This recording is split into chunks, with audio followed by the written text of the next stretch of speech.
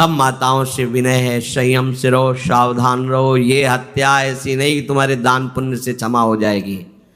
ये जो भ्रूण हत्या है, गर्भ हत्या है, बहुत बड़ा पाप है। आप लोग अज्ञान के कारण इसको ध्यान नहीं देते, इसे खिलवाड़ समझते हो। कितना ज्ञान है। बेटी ही माँ है, बेटी ही बहन है, बेटी ही पत्नी बनती है, बेटी ही किसी के जीवन को धारण करने वाली बनती है। और आपने गर्भ में देख लिया बेटी है, तुम स्वयं माँ होकर उसका साथ दे रहे हो, उसका नष्ट करने के लिए। हमारी तो बात ही समझ में नहीं आती, क्या बुद्धि भ्रष्ट हो गई। अगर पुरुष का इतना महत्व है तो बेटियां ना हो तो तुम्हारी कौन सी गति होगी, सोचो जरा। जीना मुश्किल हो जाएगा तुम्हारा। तुम पुरुष किस काम के रह जाओगे। तुम्हारा अर्धांग काट दिया जाए तो तुम कैसे होगे। ये स्त्री स्वरूप अर्धांग है। जिस घर में मां बहन नहीं है, स्त्री स्वरूप नहीं, श्मशान जैसा वो होता है। ध्यान दीजिए, ये बहुत बड़ी गलती है जो अपनी बेटियों की हत्या करते हैं। और ये वो पाप है जो अक्षम्य अपराध है। स्त्री हत्या करना शास्त्रों में बहुत बड़ा पाप कहा गया है। फिर वो तो बच्चा है, बिल्कुल नहीं। जिनसे हो गया है, श्रीमद् भागवत का सप्ताह मूल संस्कृत से सुनो और भगवान से प्रायश्चित प्रार्थना करो कि हे नाथ, भूल से गलती हो गई, दूसरा कोई उपाय नहीं। ध्यान से समझ लीजिए, तुम्हारे भ्रूण हत्या गर्भ हत्या के पाप को नष्ट करने में एकमात्र श्रीमद् भागवत समर्थ है, दूसरा कोई नहीं। कोई दान पुण्य तीर्थ स्नान तुम्हें क्षमा नहीं कर पाएगा। यह ऐसा महापाप है। अगर हृदय में जलन करके और मूल संस्कृत के द्वारा पूरी 7 दिन में भागवत श्रवण की जाए नियम से, तो भागवत समर्थ है, इस हत्या के पाप से भी आपको मुक्त कर देगी। जिनके ऐसे हत्या हो गई हो करवा लो, नहीं तो बुद्धि आगे भ्रष्ट करके तुम्हें हरि गुरु से विमुख कर देगा। ये पाप ऐसा नहीं कि तुम्हें 2-4 माला घुमाने से क्षमा हो जाएगा। ये महत अपराध है। सबकी समझ में नहीं आता, समझ जाओ, नहीं तो आप जहां भी हो वहीं से भ्रष्ट कर देगा। ये अपराध नष्ट नहीं होगा, श्रीमद् भागवत की कृपा से नष्ट हो जाएगा। यह हमें बहुत विश्वास है। श्रीमद् भागवत सप्ताह की यह है ही महामहिम। प्रेत योनि को प्राप्त धुंधकारी को सीधे भगवत पार्षद स्वरूप देकर परम पद में आरूढ़ कर दिया। केवल 7 दिन की मूल संस्कृत एक भी श्लोक नहीं छूटना चाहिए। अगर सप्ताहिकी का पारायण हो तो इस भ्रूण हत्या गर्भ हत्या से भी निवृत्ति मिल जाए। अब वो जीव भगवान को पुकारता है, मैं बड़ा नीच अधम हूं। आहा भगवान, आपने जो मुझे गति दिखाई है तो मेरे कर्म के अनुसार ही है, आपका इसमें कोई दोष नहीं। हम लोग जब कष्ट भुगते हैं तो भगवान से कहते हैं हमने तुम्हारा क्या बिगाड़ा। भगवान ने नहीं बिगाड़ा, तू खुद देख क्या बिगाड़ लिया अपना। करो पापाचरण। अब देखो, हमने तो जीवन में कोई पाप नहीं किया और कितने गर्भ हत्या की है, कितनी खिलवाड़ समझे हो। ये बिल्कुल भयावह चीज है। आप लोगों को नहीं, हम बार बार इसीलिए कह रहे कि भयावह वस्तु है, तुम्हें बहुत ऊंचाई से घसीट के भ्रष्ट कर देगी। बहुत होश में हो, भूल के कभी ऐसा न करना जहां तक हमारी आवाज पहुंचे, जहां तक सुनाई दे। गर्भ हत्या मत करना, संयम से रहो। इस तरह का व्यवहार मत करो कि तुम्हारा मनुष्य जन्म ही व्यर्थ चला जाए। इसमें तीनों को बराबर दंड मिलेगा। गर्भ हत्या कराने वाला, गर्भ हत्या की प्रेरणा देने वाला और गर्भ हत्या में सहयोग देने वाला, जो औषधि डॉक्टर या जो भी, तीनों को दुर्गति होगी। माता पिता प्रेरक और कर्ता। ऐसा नहीं कि आप डॉक्टर हो तो आपको गर्भ हत्या करने का अधिकार नहीं। आप डॉक्टर हो दूसरे के शरीर को स्वस्थ करके निरोग करने के लिए, हत्या करने के लिए नहीं। कोई भी हमारा संविधान ऐसा आदेश नहीं करता कि आप गर्भ हत्या कर दो। ना भागवतिक और ना भारतीय संविधान ऐसा संविधान आदेश नहीं करता। अब वो जीव कह रहा है कि प्रभु मेरे योग्य ही है, आपने जो मुझे दंड दिया है। मैंने सुना है कि आपकी शरण में जो आता है आप उसकी रक्षा कर लेते हैं। आपकी जो शरण में हो जाता है वो इस भूमि पर, भारत भूमि पर, विश्व पर निर्भय विचरण करता है। कोई उसे भय नहीं प्रदान कर सकता। प्रभु मैं इस माता के उदर में माया का रहस्य न जानने के कारण ऐसे कर्म किए कि मैं आ गया हूं, बहुत दुख पा रहा हूं। हे निर्विकार अखंड बोध स्वरूप परमात्मा, मैं बार बार नमस्कार करता हूं। प्रभु मेरे ऊपर कृपा कर दो, एक बार इस गर्भ से निकाल दो, मैं यहां से बाहर जाकर आपका निरंतर भजन करूंगा। ये वादा करके आए हम प्रभु से सब।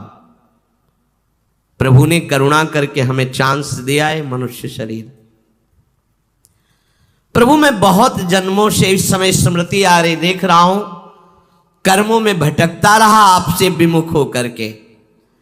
ये जो मुझे अभी ज्ञान हो रहा है केवल आपकी कृपा से तत्कालिक है, तत्कालिक। एक तत्कालिक वैराग्य होता है, जैसे कथा सुनियो मन में आया कि अब तो भजन ही करना है, ये तत्कालिक है, स्थायी नहीं है। इसे स्थायी बनाओ।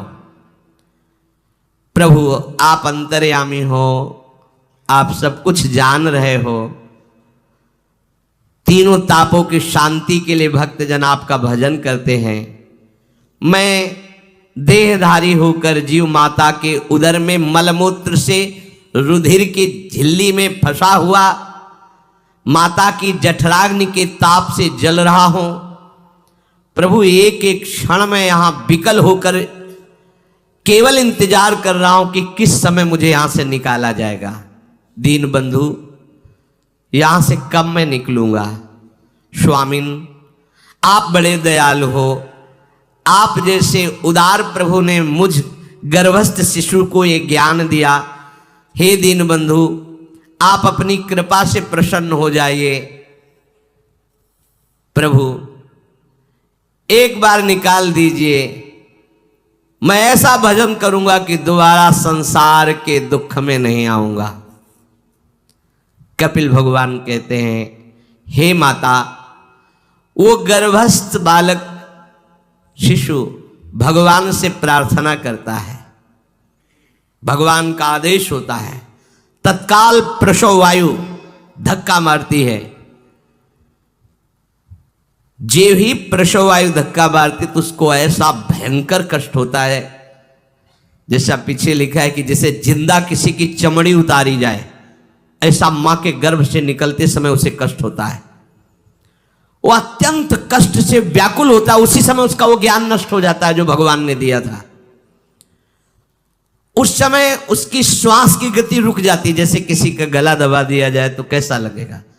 ऐसे ही पूरी की पूरी भागवती की स्मृति नष्ट हो गई।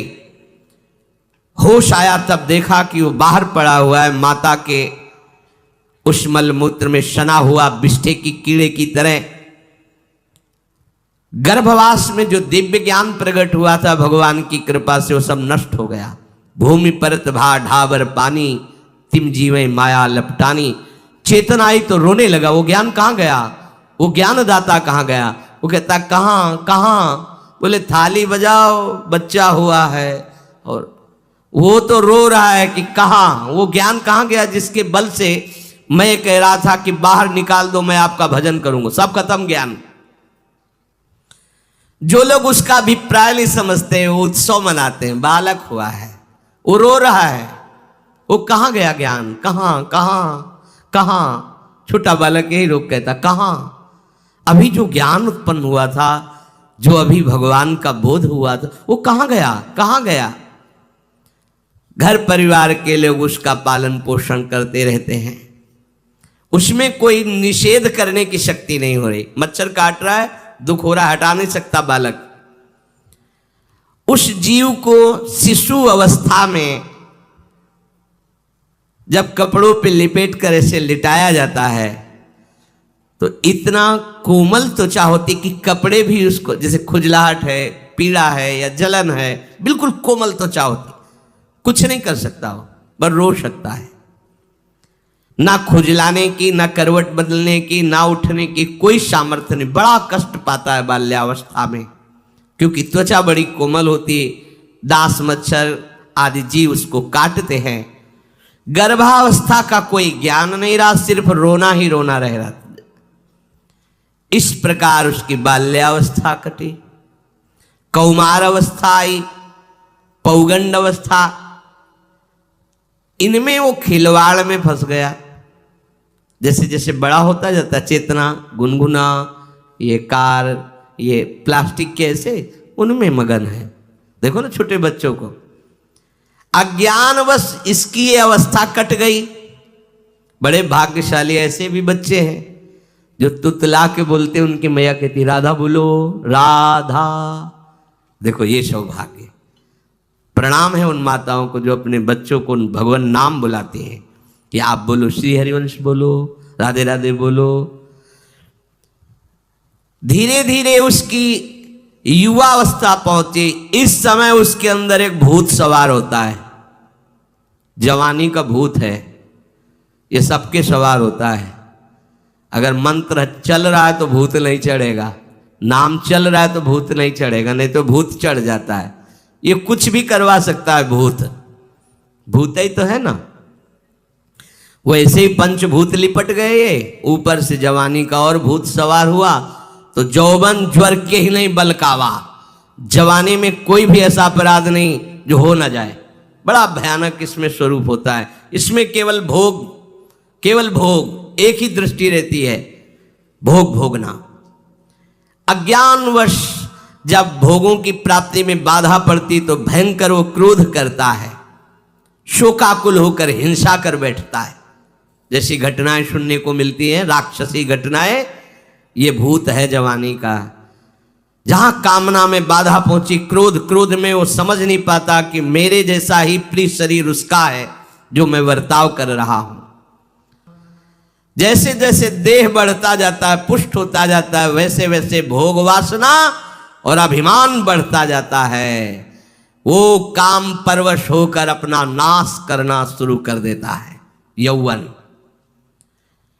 वो फिर खोटी बुद्धि वाला वैसे ही पाप करने लगता है जिन पापों के कारण उसकी दुर्गति हुई थी, नरक आदि की, और मां के गर्भ में आया था।